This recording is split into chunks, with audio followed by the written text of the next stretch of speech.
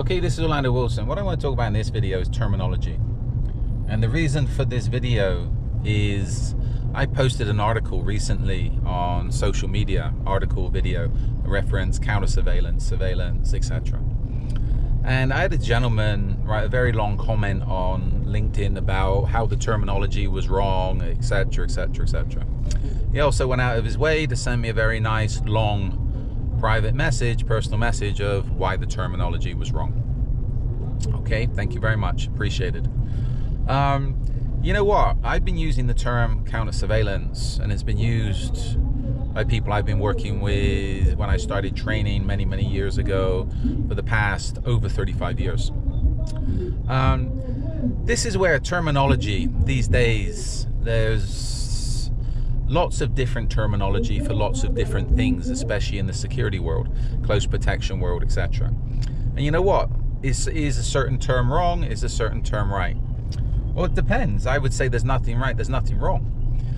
In this gentleman's cozy little world, I'm sure the terminology he's read about, or some influencer told him about, or something in their little world, that's their terminology. But if you're working internationally, terminology changes greatly from area to area, country to country. I'll put it in perspective. Even if for the guys and girls that's been in the military, different military units, different branches of the military have different terms for different things.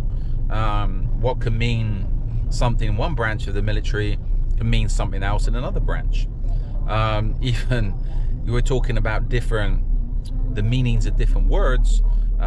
There's a lot of difference between British English and American English.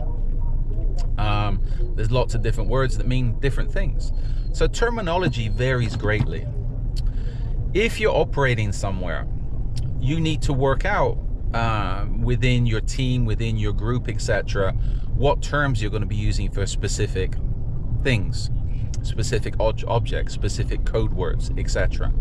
And even down to one thing where terminology needs to be worked out specifically, and I've had this issue, well, not issue, I've always tried when I'm running gun ranges, firearms courses in other countries, to try to work with the local terminology.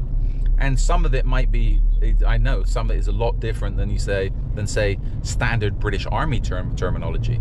If you start giving range commands, standard British military commands on a lot of ranges, especially in other languages, there'll be some people who'll be scratching their heads. So from a safety perspective, you need to learn the local terminology. So this is where, to me, the people that's hot on terminology, oh, it's called this, it's called that, you got to say this. You know what? Keep reading the books. Keep watching YouTube. Enjoy.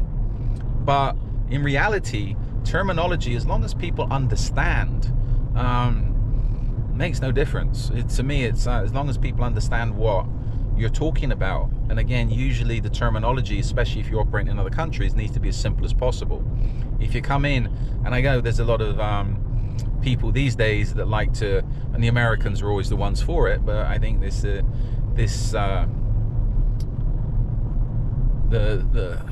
can I put it? The verbal diarrhea has spread into other places, not just in America, because the Americans like to come up with fancy terms and terminology for simple things, right?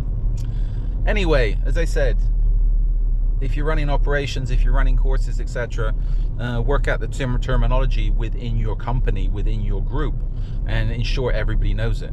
And again, if you're working covertly, then you can be using code, etc., so nobody else knows what you're doing, where you're going, etc. But again, everybody needs to understand that terminology.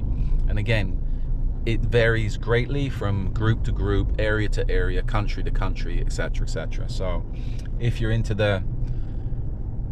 if you think all there is to the security world, investigations world, etc., is specific terminology, as I said, keep reading the books, keep watching the videos, and enjoy. In the meantime, follow me along on social media. I've got an array of videos up on social media, on the main platforms. I prefer LinkedIn these days, but we're up on the other platforms. I have an array of books up on Amazon that talk about various aspects of the close protection, security business, investigations business, etc.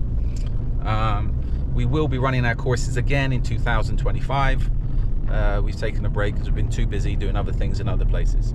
So in the meantime, be good, stay safe, stay out of trouble.